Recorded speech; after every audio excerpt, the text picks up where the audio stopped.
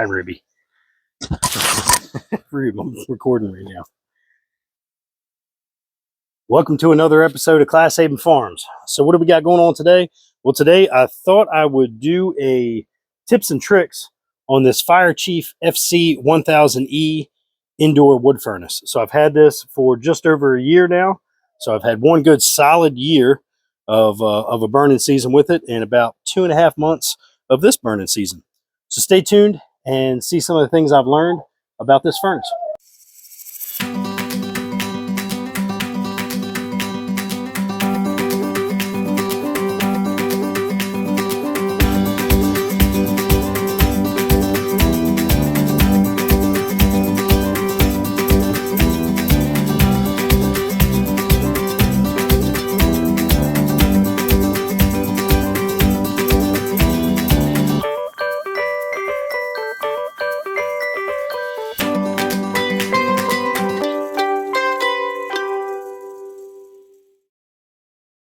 This is your first time here at the channel, welcome. My name is Andy and this is Class Haven Farms. So just over a year ago, I picked up this furnace to heat my just under 2,000 square foot house.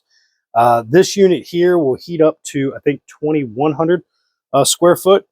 Right off the bat, I'm going to tell you guys right now, this thing will definitely do everything you need it to do in a house that size. It'll probably even do maybe a little bit bigger.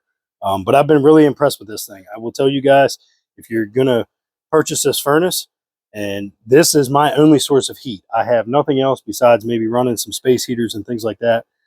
I will tell you guys, this thing will definitely put the heat out to the point where I don't run this. Like, for example, today, I think it was like 59 degrees during the day.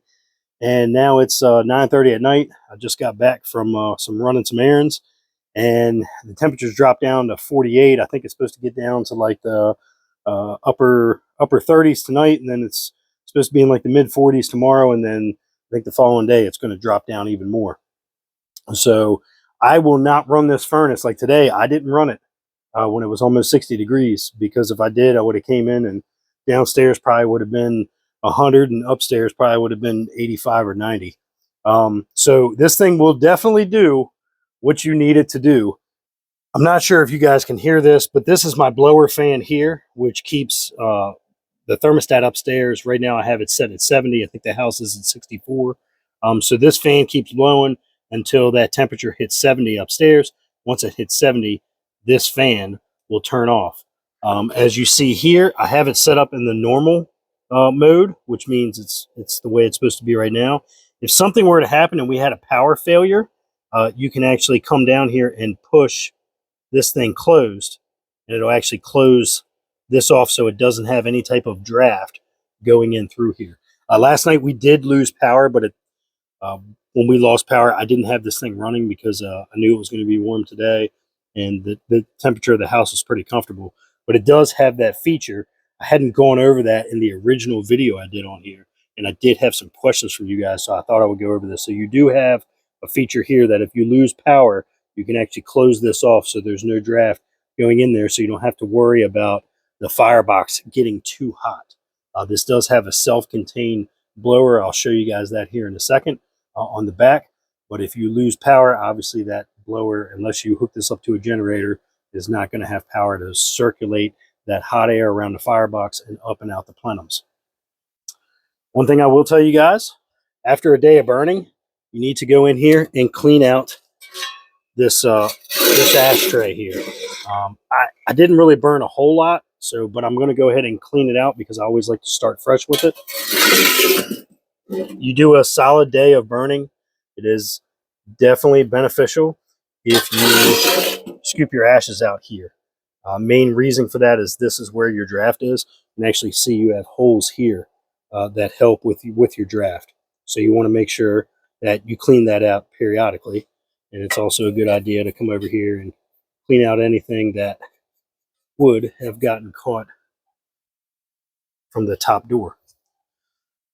So the original instructions tell you not to leave this thing open when you are starting a fire. I will tell you guys, I have found, I guess for my setup and the way my chimney is, that I do leave this open until I get a pretty decent orange flame coming out of the kindling that I'll have inside the firebox. Here's the inside of the firebox. I typically go about a month before I have to clean this out.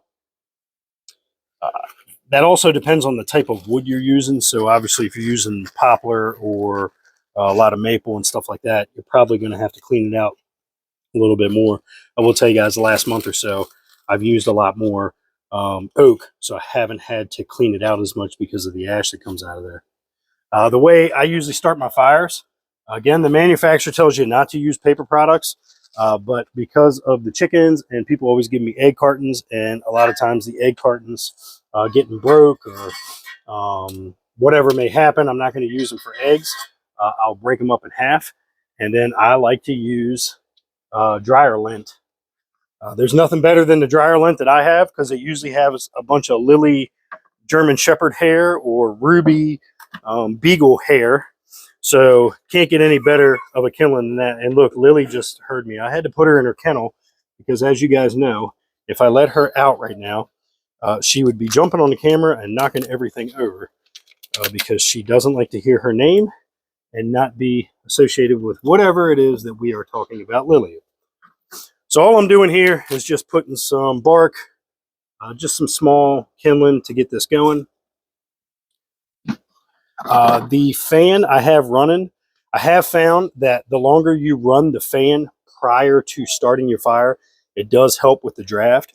As some of you may, if you've seen the previous video that I did, I talked about how I do sometimes have an issue with smoke billowing out, and it doesn't matter whether the chimney or flue is hot or cold, it always does it. You'll see here in a second. I will tell you, leaving this bottom door open does seem to help it draft a little better. But again, don't leave this bottom door open for long because this is a stainless steel box and you will definitely warp the box.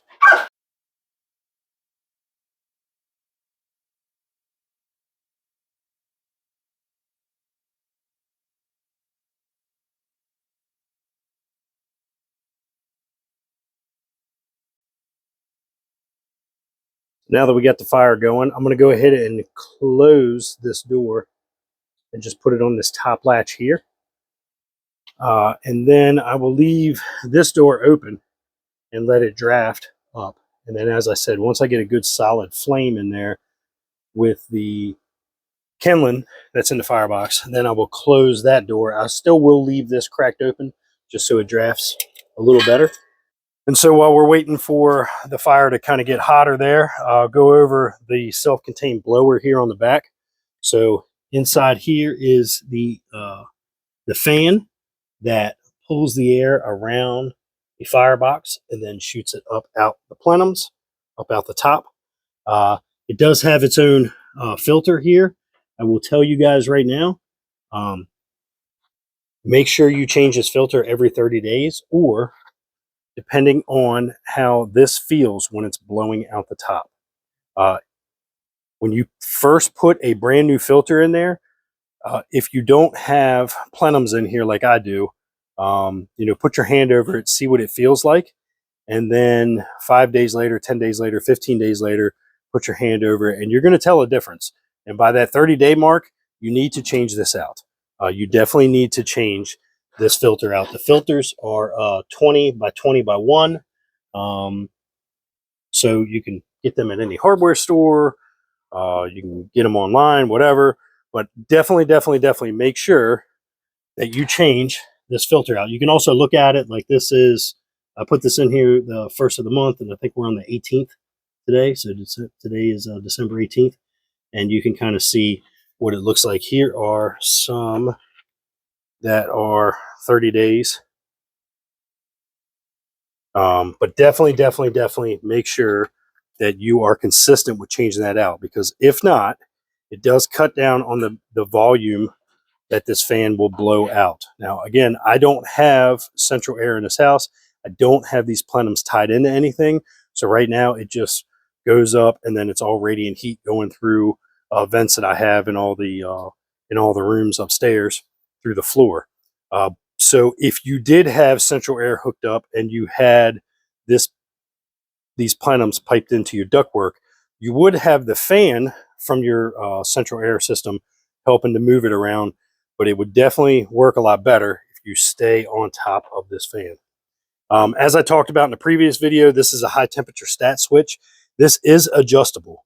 I think I have the old one, because as some of you remember, if you saw my previous video, I did have to replace this shortly after I bought this unit.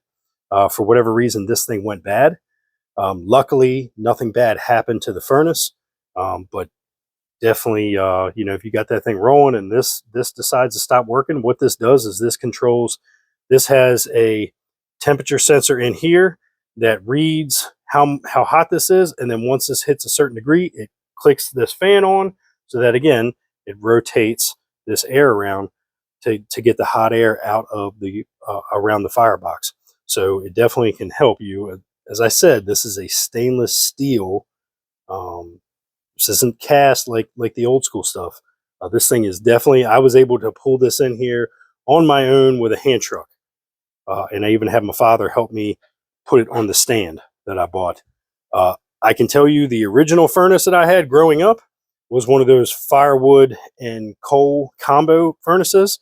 And when Pop sold the house and he had taken that unit out and put an oil burner in its replacement, when he sold the house, that coal and wood combo furnace is still in that basement because we weren't getting that thing out. So that stayed there. This one is not as heavy, and you can tell because it's stainless. So with that being said, that's why you want to make sure that we pay attention to how hot this is getting, because we don't want it to get too ridiculously hot. And I think we'll probably be good now to close this bottom off.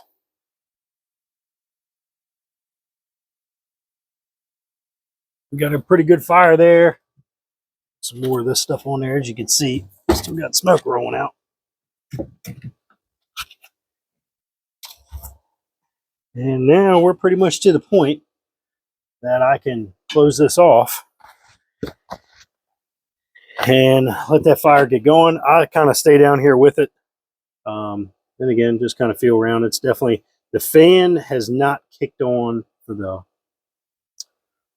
circulate around the firebox yet, but it's probably not too far away. But I'll still stay down here. I usually stay with it until that fan kicks on one time, and then once it kicks on, then I go upstairs and go about my business.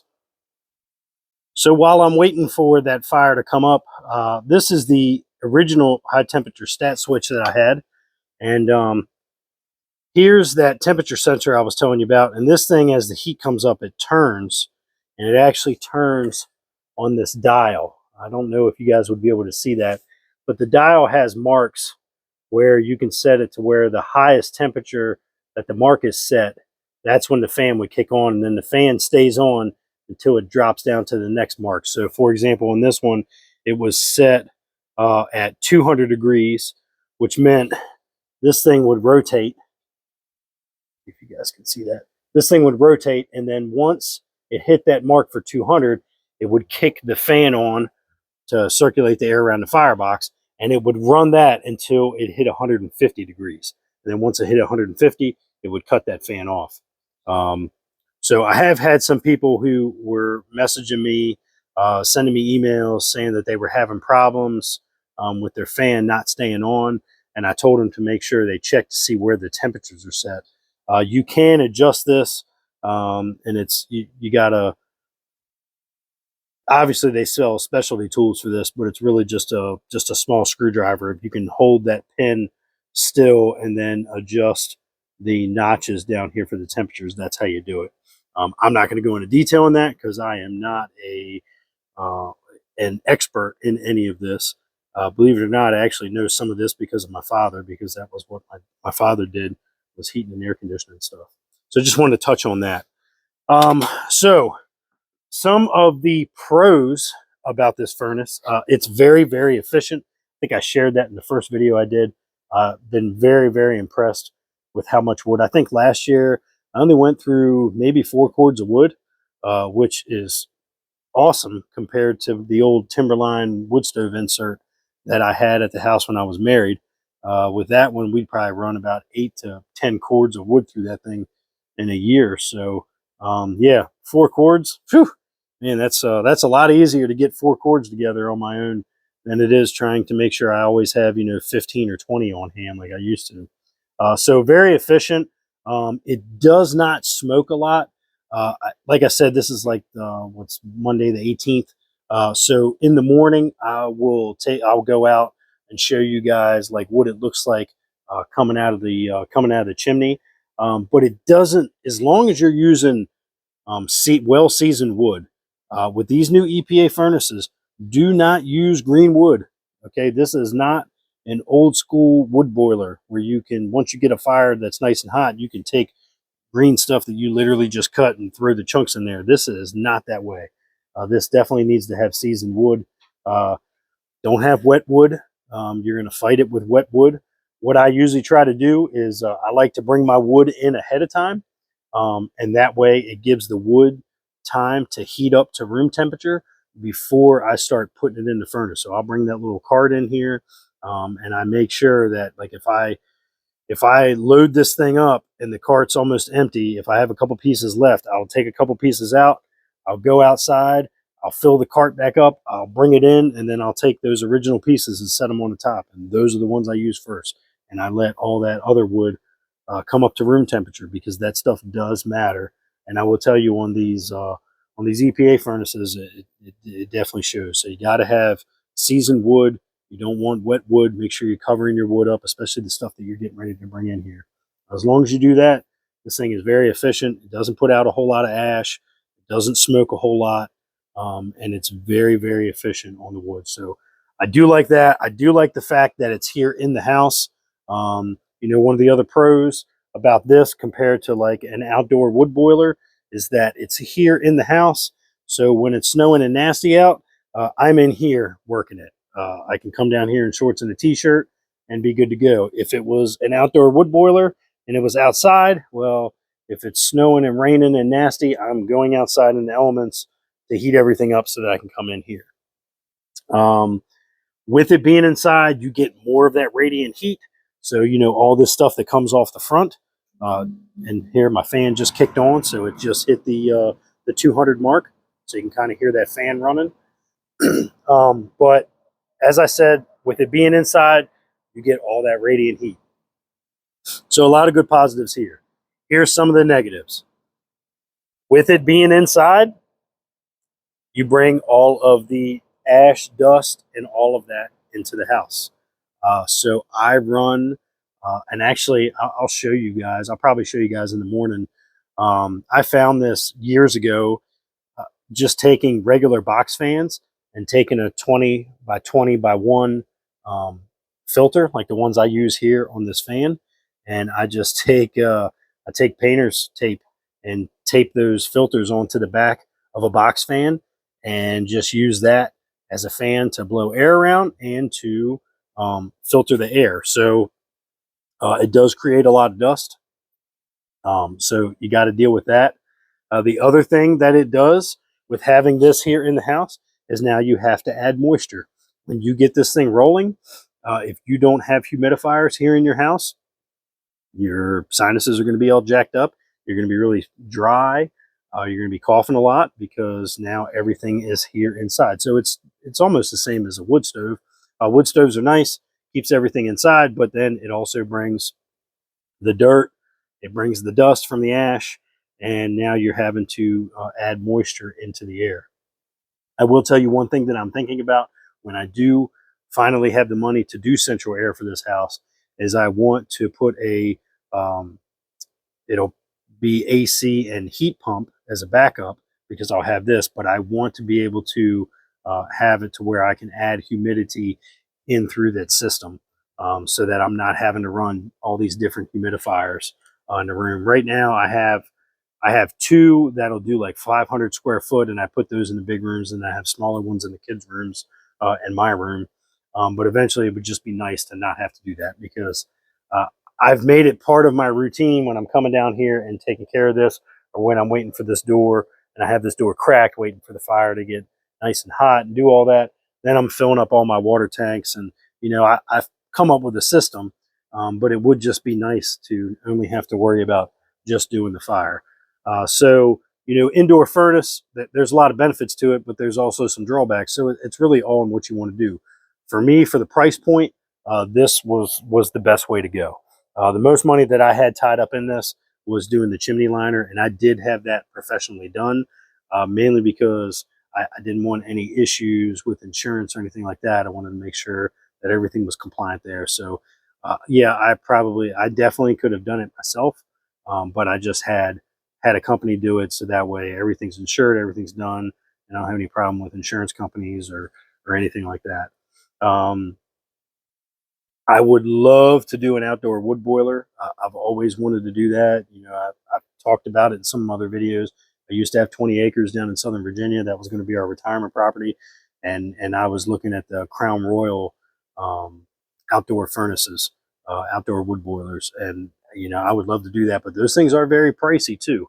They can heat up a whole lot of stuff. They can heat up outbuildings. They can heat your house, heat your hot water. I mean, they can definitely do it. But it definitely comes at a price. So for me, this was the way to go.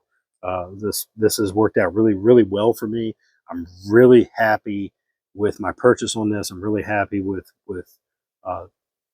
just the research that I did on it and all that. So yeah, like I said, I'll finish this video up for tonight, and then we will I'll show you guys in the morning, kind of getting the fire going again, and I'll take you outside so you can kind of get an idea of what the chimney looks like and smoke coming out and things like that. But again, it doesn't smoke a whole lot, maybe half an hour tops. And again, that also depends on the kind of wood that you're using.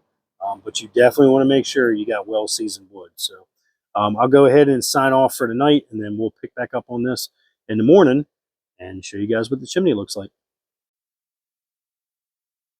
So here we are about 7 hours later. I got some coals that are here. So I'll throw a little bit of paper in here. It's like 1 or 2 pieces of paper, newspaper. And I'll just stack some of this light stuff around and get it going again.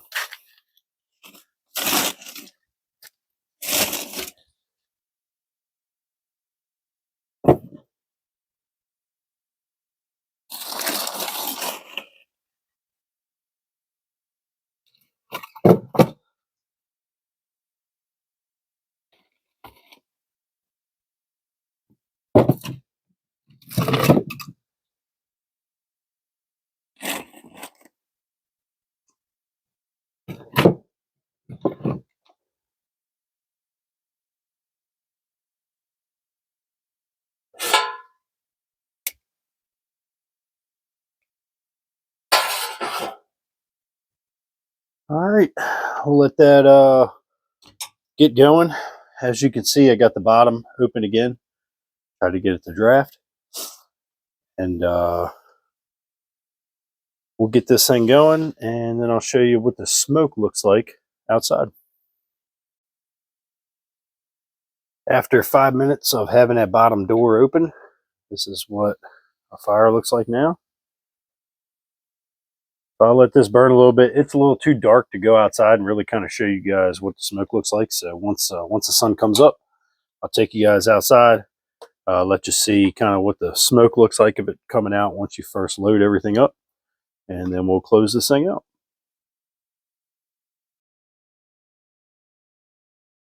All right, so we got a good bed of coals here. I'm gonna go ahead and load this up with some oak because I got a lot of errands to run. Excuse, I'm gonna be away from it for a while, so I'm gonna load this all the way up.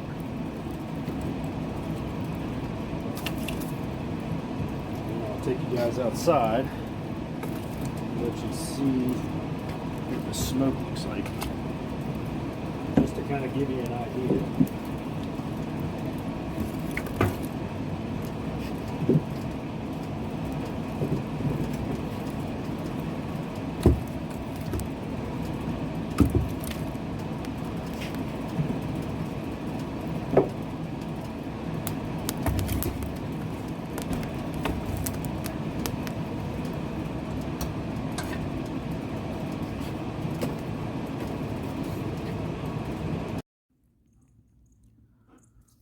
All right, so there you go. It will pretty much smoke like this for about 20-30 minutes after loading it up. And then after that, you will not be able to tell that I even have the furnace going from outside. So definitely very, very efficient. Obviously, with how dry your wood is, how seasoned it is, less smoke you'll have, but that's obvious in anything. But I'll tell you guys, I'm really, really impressed with this thing. Like I said, 20-30 minutes, it'll smoke pretty heavy, kind of like that, and then it dissipates, and it is very, very efficient. So just wanted to do this video, just kind of give you guys an update. I've had a lot of people sending me emails and messages and things like that about this furnace and wanting to know more about it. So I'm sure we'll do some more along the way. But if you like this kind of stuff, make sure that you subscribe to the channel, leave me a like, and leave a comment down below. And as always, I'll see you on the next one.